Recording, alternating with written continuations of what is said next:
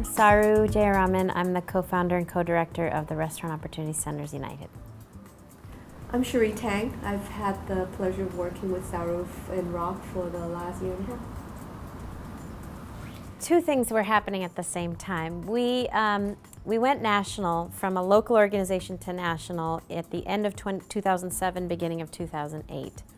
And within a matter of 2 years, 2.5 years, by the fall of 2011, we were growing dramatically, expanding very rapidly, and I was beginning to sense that we were coming to a precipice where we were about to, where the potential to have a very public profile and grow even more rapidly was coming, and at the same time, the growth was meaning we might actually internally combust. Mm-hmm. So my personality has always been, probably will always be, moving a million miles a minute and having a vision and a ambition that is way out there. The learning that happened with Cherie was that, not only did I have to change my role, we had to set up the structure so that other people could take over what I was doing before, so I was no longer involved in it.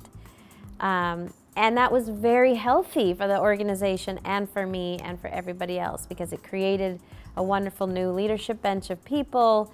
It allowed for new pathways of people to move up the ladder.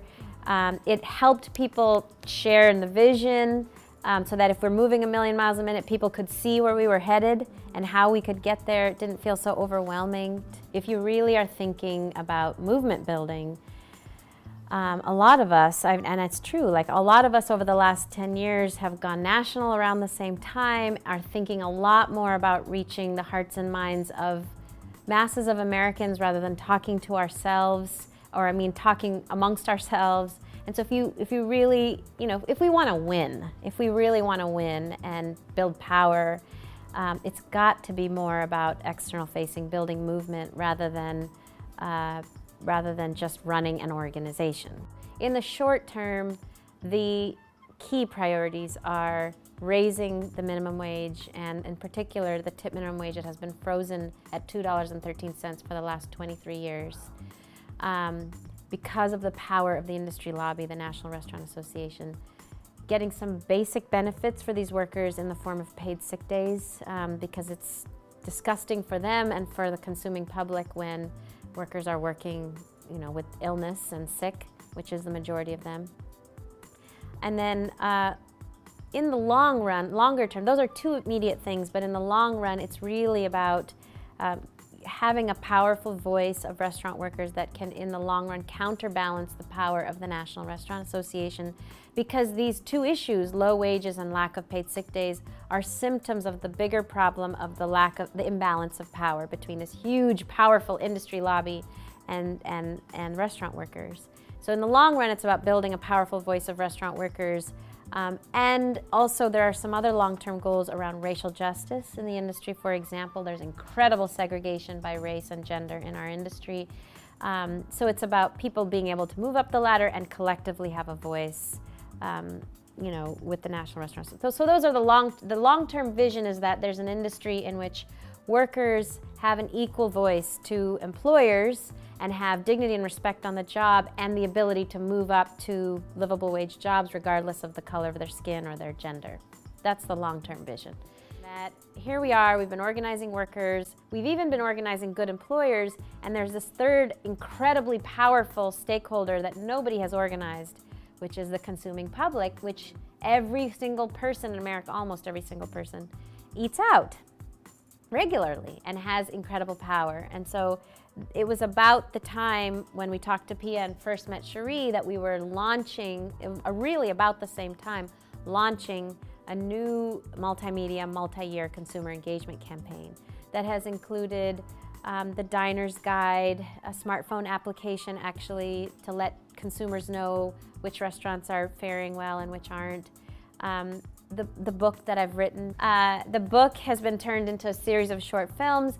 There's a full-length fiction feature film coming out about Rock, and we're building a new consumer organization that it's kind of entirely separate from everything we've been doing that's about capturing all the people that get excited through the book and the films. All of this in partnership with the growing food movement, you know, around local and organic, and really getting that movement to expand the definition of sustainable food to include sustainable working conditions. That's the trajectory, that's the vision, and that's how we're getting there, is workers, employers, and consumers all having an organized voice to counterbalance the power of the National Restaurant Association. Success for ROC is winning and changing the lives of restaurant workers, right? And so, and that's the outcome.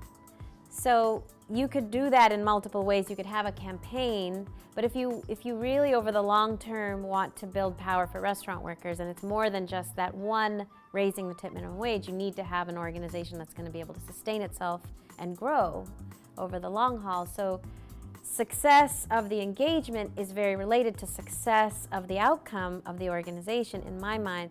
Success to me is that she has the time to enjoy her family, doing the work that she loves to do in the world, and being healthy and happy.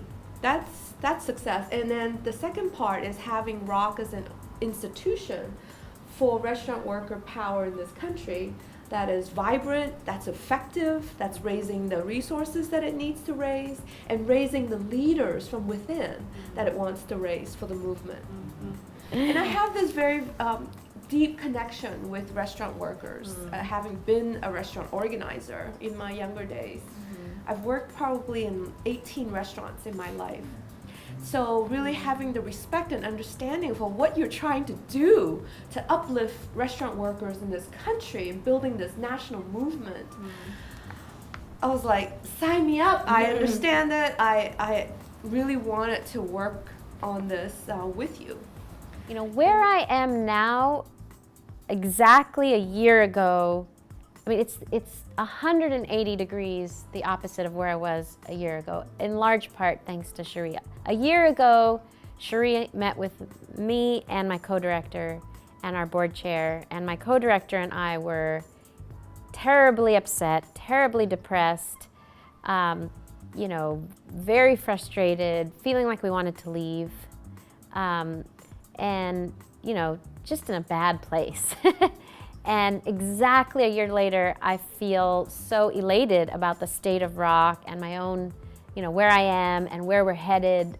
I feel so positive. What I've appreciated about the process is that it hasn't meant stop. It's meant creating the structures and the vessel for how we can get there.